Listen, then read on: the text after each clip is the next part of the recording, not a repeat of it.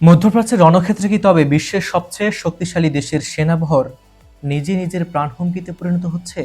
ইরানকে কোণঠাসা করার অভিযানে গিয়ে মার্কিন সেনারা একের পর এক চরম বাস্তবতার মুখোমুখি, যা আগে কখনো দেখেনি পৃথিবী।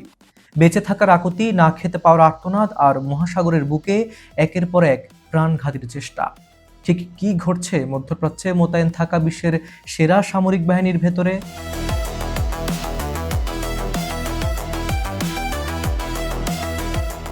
ইরান ও মধ্যপ্রাচ্যের টানটান উত্তেজনার মাঝে দিনের পর দিন সমুদ্রে ভেসে থাকা মার্কিন রণতরীগুলোতে এখন হাহাকার।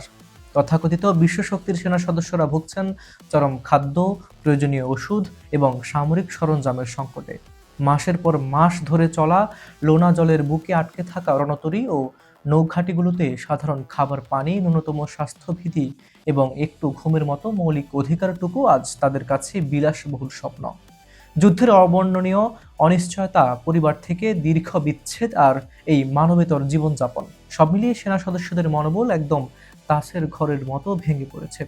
পরিস্থিতি এতটাই ভয়াবহ রূপ নিয়েছে যে মানসিক চাপ সহ্য করতে না পেরে কয়েকজন মার্কিন নাবিক সাগরে ঝাঁপ দিয়ে নিজের প্রাণ দেওয়ার চেষ্টা করেছেন। শুধু তাই নয়, মানসিক ভারসাম্য হারিয়ে সেনাদের নিজেদের মধ্যে শুরু হয়েছে সংঘর্ষ ও প্রাণহানির ঘটনা।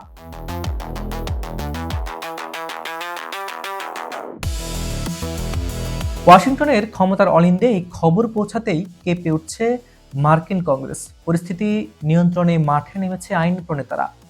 ইলিনয়ের প্রভাবশালী সিনেটর ট্যামি ডারকওয়ার্থের নেতৃত্বে ১২ জন সিনেটর একাট্টা হয়ে সশস্ত্র বাহিনী কমিটি চিঠি পাঠিয়েছে। মার্কিন প্রতিরক্ষা বিভাগের শীর্ষ কর্মকর্তাদের কাঠগড়ায় দাঁড় করিয়ে প্রকাশ্যে জবাবদিহিতার দাবি তুলছেন তারা। প্রশ্ন উঠছে, সঠিক পরিকল্পনা ছাড়া এভাবে সেনাদের মৃত্যুর মুখে ঠেলে দেওয়া হলো কেন? কোনো সুনির্দিষ্ট সামরিক কৌশল ও রসদ ছাড়া সেনাদের এভাবে বছরের পর বছর ঝুঁকিপূর্ণ অবস্থায় ফেলে রাখা আমেরিকা যুক্তরাষ্ট্রের জন্য ডেকে আনছে এক বড় পরাজয়।